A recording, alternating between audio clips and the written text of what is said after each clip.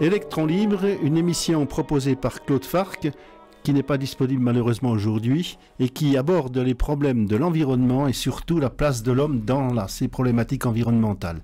Aujourd'hui, nous avons dans le studio et autour de la table, donc Jean-Paul Grosbois, forestier, bonjour. Bonjour.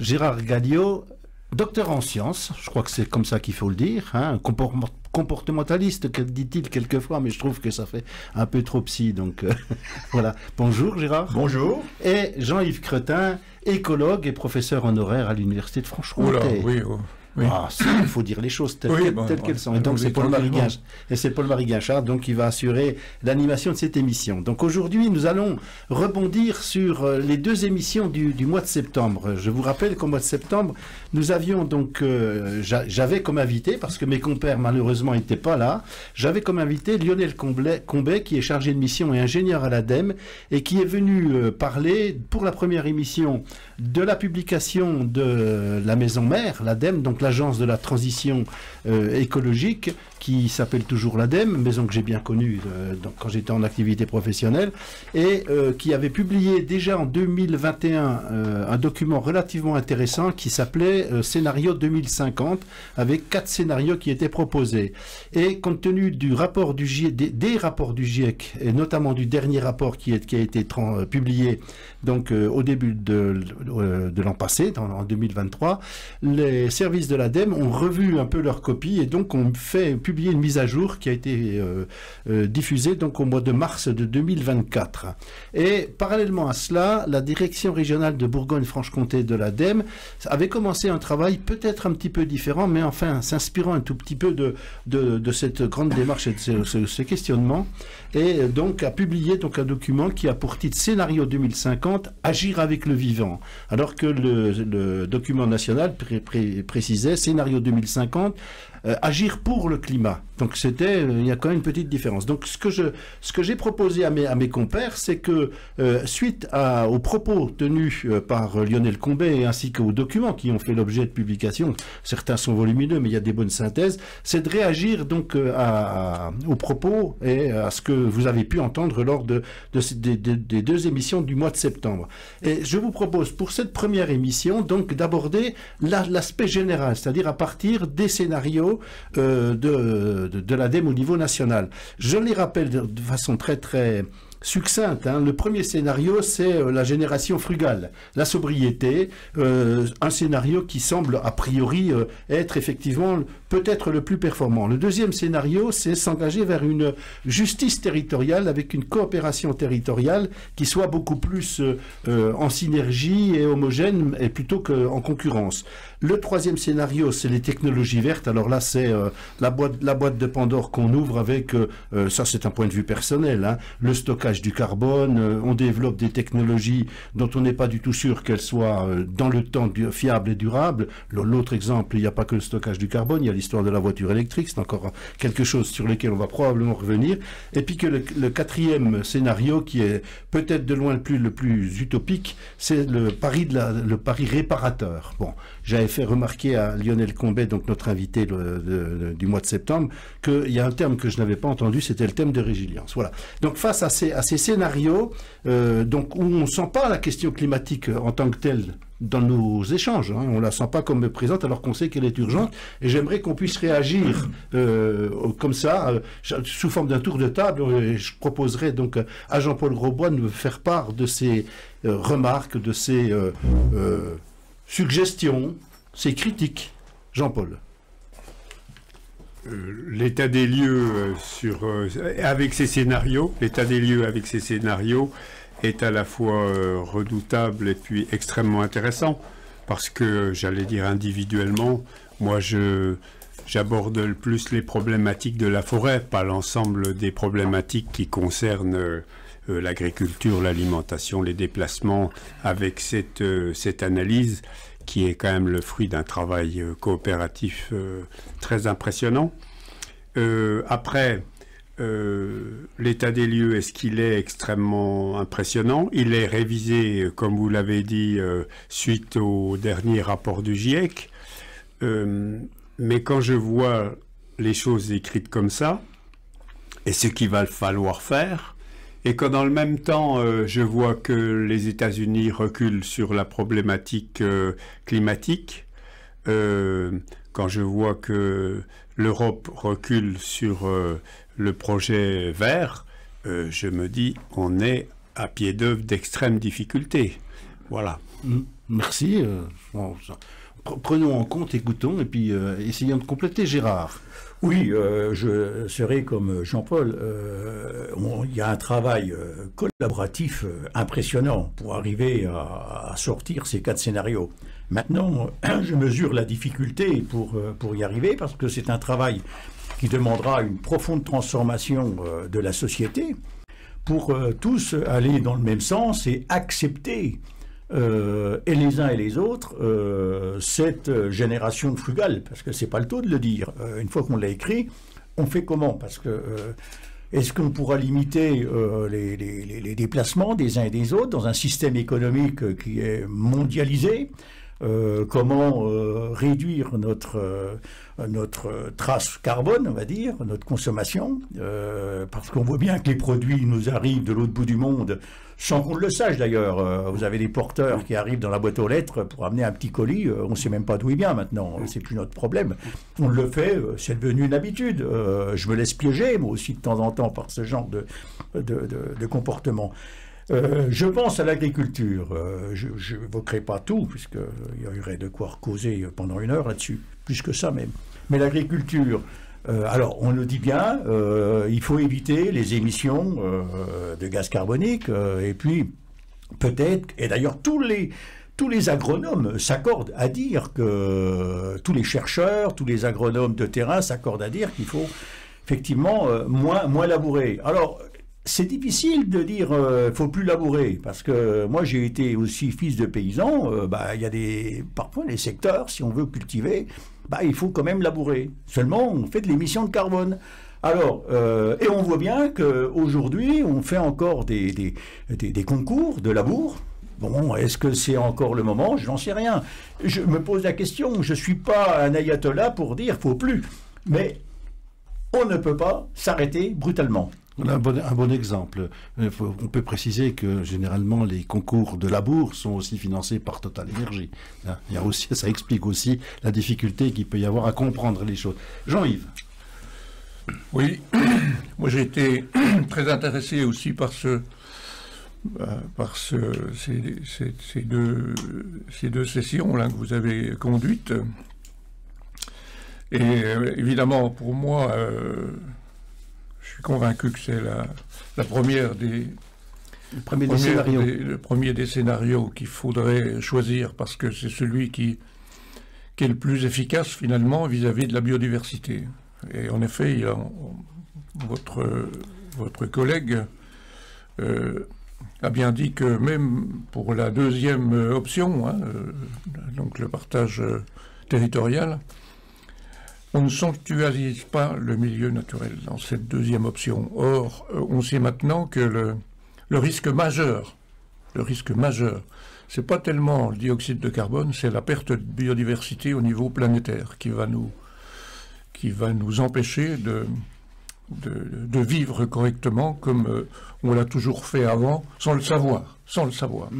On vivait correctement sans le savoir. Maintenant, on vit dangereusement en le sachant pertinemment. Oui, on le sait déjà depuis pas mal d'années, quand même. Et ce qu'il faut noter, c'est que les options qui sont proposées, c'est celles qui, à partir de 2050, devraient être mises en jeu, puisque on sait que jusqu'en 2050, le GIEC nous a informé largement là-dessus, va déjà perdre encore des forêts, encore des terrains, encore des milieux naturels. La déprise en général. Et c'est horrible. Le santé-sobriété, disait-on autrefois, pour lutter contre l'alcoolisme, c'est exactement ce qu'il faudrait qu'on dise au sens maintenant de l'ensemble de nos actions. C'est très très pertinent et très intéressant, effectivement. Bien, suite à ces premières réactions, on va faire une première pause avec Michel Berger, Le Paradis Blanc.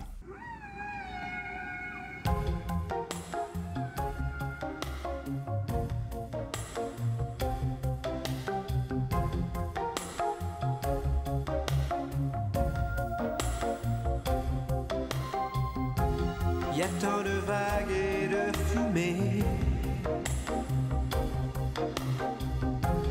qu'on n'arrive plus à distinguer le blanc du noir et l'énergie du désespoir. Le téléphone pourra sonner, il n'y aura plus d'abonnés et plus d'idées que le silence pour respirer, recommencer là où le monde a commencé. Je m'en irai dormir dans le paradis blanc où les nuits sont si longues qu'on en oublie le temps, tout seul avec le vent, comme dans mes rêves d'enfant. Je m'en irai courir dans le paradis blanc, loin des regards de haine et des combats de sang, retrouver les baleines, parler aux poissons d'argent, comme avant. Électron libre, le magazine des problématiques environnementales et sociétales actuelles sur RCF, animé par Paul-Marie Guinchard. Bon, rebonjour, excusez-moi, j'étais encore dans l'écoute de cette superbe chanson de Michel Berger, et avec mes compères, on débattait de la qualité de cette chanson. Donc nous avons abordé aujourd'hui, dans une première partie, les réactions un petit peu générales sur les propositions faites par le scénario de l'ADEME, de l'Agence de l'environnement au niveau national, pour 2050, les 4 scénarios de 2050. Pour la deuxième partie, je souhaiterais qu'on aille un peu plus en détail sur le 3e et le 4e scénario, parce que dans la première partie, on a surtout parlé du premier et du deuxième. Et donc le 3e scénario, c'est ce scénario des technologies vertes, donc qui théoriquement aurait pour conséquence finalement de ne pas forcément bloquer sur la sobriété, hein. Dans les faits, ce serait moins de sobriété, peut-être aussi moins de changement des comportements, parce que la technologie viendrait remplacer le problème. Le plus l'exemple, c'est la voiture électrique. J'en ai déjà parlé tout à l'heure. Vous allez finir par croire que je supporte pas ça. Ben non, je supporte pas ça. Je trouve que c'est une aberration la plus totale qui essaye de donner à Monsieur Travarès un avenir plus serein pour ses actionnaires. Donc c'est pour ça que ça me gonfle. Je le dis comme ça. Moins d'énergie fossile et plus d'énergie renouvelable. Oui, effectivement, on peut pas dire le contraire. Mais quand on voit par exemple les grandes orientations d'ExxonMobil, j'en parlais dans une chronique la semaine dernière, et puis bien évidemment toujours plus de mobilité, etc. et tout. Donc ça, c'est le scénario technologie verte. Et puis le scénario numéro 4 qui va quasiment de pair avec, hein, c'est le pari réparateur, c'est-à-dire qu'on va pouvoir réparer. Donc on continue pied au plancher, on n'arrête pas, mais on va trouver des solutions qui font que bientôt on n'aura plus besoin de respirer pour vivre, si je comprends bien. Donc par rapport à cette réintroduction à nouveau, peut-être un peu lapidaire, j'en conviens, hein, mais je crois que de temps en temps, piquer un coup de gueule, ça fait du bien, moi ça me fait du bien, et puis je pense que effectivement ça peut faire réagir les gens. Donc Gérard, technologie verte et puis pari réparateur. Alors je m'arrêterai sur le mot technologie. Je crois qu'il faut être très prudent en imaginant que toutes les technologies pourront réparer et pourront nous permettre de faire un peu tout et de continuer comme avant. Alors moi j'ai repris parce que quelques livres que j'aime bien, c'est d'un type que vous connaissez sans doute, parce que les géographes, c'est certainement le plus grand géographe français, c'est Élisée Reclus. Qui a une rue à Besançon qui porte son nom. Hein. Et ben voilà. Et je pense que pour beaucoup, il faudrait relire Élisée Reclus qui disait que tout progrès s'accompagne de régression. Et il était, alors évidemment c'était un anarchiste, je ne vais pas vous raconter sa vie parce qu'elle est assez fascinante, mais en tous les cas, Élisée Reclus a écrit La défense de la terre notamment, c'est un grand humaniste, un type qui a tracé le monde entier et qui était revenu justement à une immense sobriété en imaginant que la technologie ne résoudra rien. D'ailleurs, c'est pas le seul à le dire aujourd'hui. Et il écrivait à mon frère paysan en 1899. Son père était paysan. Oui, son père était pasteur. Aussi. Ouais. Il était pasteur. Ouais. Et chaque fois qu'il arrachait un terrain de pommes de terre, il le partageait. Donc il avait inventé déjà une société de partage. Et il dit on ne peut pas faire autrement qu'avec une société de partage pour renverser la vapeur, si je puis dire. Ouais. Et il écrivait à mon frère paysan en 1899, « Défendez ce qui vous reste et reconquérez ce que vous avez perdu. Sinon votre sort à venir est horrible, car nous sommes dans un âge de science et de méthode. Et nos gouvernants, servis par l'armée des chimistes et des professeurs, c'est en 1899 qu'on écrit ça, vous prépare une organisation sociale dans laquelle tout sera réglé comme dans une usine, où la machine dirigera tout, même les hommes, où ceux-ci seront de simples rouages que l'on changera comme de vieux fers quand ils se mêleront de raisonner et de vouloir. » Globalement, quand on a lu ça, ça résume un petit peu tout, et c'est un petit peu ce qu'on est aujourd'hui, où tout est chronométré, dirigé, soit par... C'est pas un peu. Pas un peu, on n'a plus de liberté d'agir, et c'est pour ça que je suis dubitatif sur ces deux derniers scénarios, on sera dans une grande difficulté si on les adoptait, malgré tout, alors qu'on pourrait imaginer un progrès, et puis... on pourrait laisser passer la pilule, quoi. Ouais. Élisée Reclus, fin du 19e, tout début du 20e siècle, il faut préciser. Tout à fait, il est mort en 1905. Ouais, la période. Il se trouve que j'ai un ami qui a les éditions originales des œuvres complètes d'Élisée Reclus, qui tient ça de son arrière-grand-père. Ce copain, cet ami, c'est un anarchiste, je tiens à le préciser quand même. Mais je pense que ce serait intéressant sur le site de mettre les coordonnées, parce qu'Élisée Reclus est régulièrement réédité, et donc peut-être de façon trop confidentielle, et si les auditeurs sont intéressés, ils pourront se procurer, effectivement, je pense à 3 ouvrages. Il y a Lettre à mon frère paysan, il y a l'histoire des montagnes, il y a l'histoire des ruisseaux, qui pour moi m'ont beaucoup marqué. La défense de la terre. Défense de la terre, etc. Voilà. Merci. Très novateur. Merci Gérard de cette réaction qui ouvre encore de perspectives. On pourrait presque faire une émission sur Élisée Reclus, et ce qu'il nous a apporté. Jean-Yves. Oui, je pense que Paris technologique, on pourrait mettre tout ça en même temps. C'est un piège redoutable. Ça donne, on utilise maintenant des nouvelles constructions, des technosolutionnisme. La solution par la technologie. Alors c'est un piège redoutable. En effet, on voit tous les avantages qu'il peut y avoir dans certains aspects technologiques. Il faut voir à qui ça profite, il faut voir ce que ça coûte, il faut voir ce que ça engage dans l'avenir. Et dans ces révolutions vertes, on voit qu'on va mettre des capteurs partout. Alors on va, comme disait Jean, on va labourer, c'est-à-dire qu'on va détruire la microflore et même la mésoflore du sol, la mésofaune, pardon, et on va ensuite, si j'ose dire, vérifier que ça n'a quand même pas tout à fait tout détruit, parce que si on a tout détruit, le sol n'existe plus, c'est le sol du Sahara, c'est-à-dire avec une microbiologie infime. Donc, on va donc rattraper, c'est une jambe de bois, ça. C'est un peu, je voyais ces athlètes qui couraient les Jeux Olympiques il n'y a pas longtemps avec des artefacts. Évidemment, c'est fantastique, c'est passionnant, ça leur rend la vie, mais ces artefacts, ça leur rend pas leurs jambes ou leurs bras. Et dans le sol, c'est la même chose. Alors on dit toujours, oui, mais on remettra des bons microbes. Oui, mais quand on a mis les bons microbes, une fois qu'ils ont occupé l'espace, ça se fait avec un certain nombre d'ailleurs de technologies modernes, une fois qu'ils ont rempli le volume, si on en trouve des plus efficaces, on n'arrivera pas à les mettre à la place des autres, puisque les autres sont déjà installés. Donc tout ça, c'est une sorte de poudre aux yeux.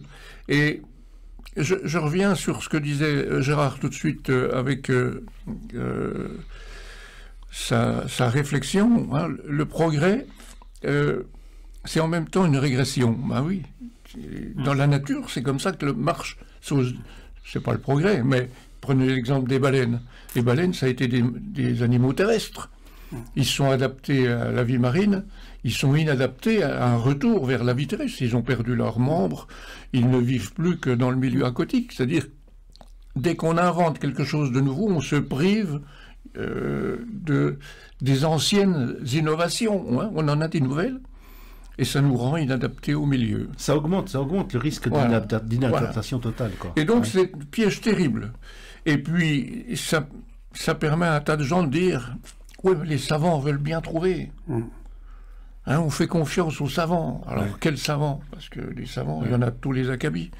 Et puis le dernier, alors le pied au plancher, là, pour la quatrième proposition. Ouais. Alors là, c'est évidemment le drame absolu. Hein, bon, il n'y a même plus de piège, c'est le suicide, quoi. C'est l'histoire du fumeur qui sait qu'il est condamné, mais qui continue de fumer. Ouais. Je vois que Gérard a envie de réagir. Oui, je réagis parce que dans le quatrième, je suis effectivement ce que vient de dire Jean-Yves. Et j'ai écouté ce matin un discours tout récent d'un Premier ministre qui donne quitus finalement à une idée qu'on pourrait revenir sur le ZAN, le zéro artificialisation nette, parce que finalement, ça ne sert pas à grand-chose. Alors comme quoi, rien n'est joué, et on voit bien qu'il y a toujours des forces qui s'exercent pour pouvoir... Ouais, une remarque, avant de donner la parole à Jean-Paul, cette réaction là par rapport à ce Premier ministre, donc qui finalement, ça me fait penser à des propos des spécialistes de la communication du groupe hospitalier du cancer là, dans la région parisienne, là, qui est très très connu, il fait beaucoup de recherches sur le cancer. Bon, c'est pas grave, qui disait il faut savoir ce que les gens veulent et leur en donner plus, savoir ce qu'ils ne veulent pas et leur en donner moins. Tout est dit, je trouve, dans cette expression-là. Il avait parfaitement compris comment il fallait vendre plus, d'accord, de choses qui étaient les plus intéressantes. Hein. Bien. Jean-Paul, maintenant, vos réactions par rapport aux... Je voulais revenir... Technologie verte. Tiens, oui. C'est intéressant pour un forestier, la technologie verte. Je voulais revenir sur ce dont a parlé Gérard, et puis au scénario 1. Le scénario 1, il s'ouvre dans sa déclinaison société sur recherche de sens. Et je pense qu'il y a la nécessité pour ces évolutions de changer de paradigme, si on peut dire comme ça. Mais c'est pas tourner une page, c'est revenir à un sens des choses. Et ça, à mon avis, ce n'est pas quelque chose qui est redoutablement difficile, parce que ça donnerait tellement de vérité, de sens, de fond à nos vies. Parce qu'en fait, nos vies assistées, comme elles sont, nos vies de consommation, sont des vies qui nous dépouillent de tout, d'une certaine façon. Oui. Et revenir au sens serait une entrée en matière très importante. Et parler d'Élisée Reclus, c'est un peu ce que disait Élisée Reclus, en gros. Voilà. Par rapport aux autres scénarios, alors les scénarios technologiques, je vais reprendre une plaisanterie que j'ai faite. L'approche technologique, c'est un peu comme quelqu'un qui serait atteint d'un cancer, qui lirait les revues médicales en attendant la sortie d'un bon médicament de médecine sur le cancer, et puis qui continuerait de fumer. Alors je le dis d'autant plus que je suis des fois cet observateur en lisant les revues scientifiques. Je tourne les pages et je vois la nouvelle technologie de stockage du carbone. Peut-être qu'en 2020 on aura. Et je suis cette personne qui pense que la technologie, et puis à un moment donné, je relève la tête et je me dis non, ça va pas aller ça. Oui, et où est le sens? Où est le sens? Voilà, effectivement. Bien, nous arrivons au terme du temps qui nous est imparti. La radio, c'est aussi ça. C'est souvent une contrainte. Et donc, à la semaine prochaine, nous irons sur la biodiversité en Bourgogne-Franche-Comté à partir des scénarios de l'ADEME. Merci à tous.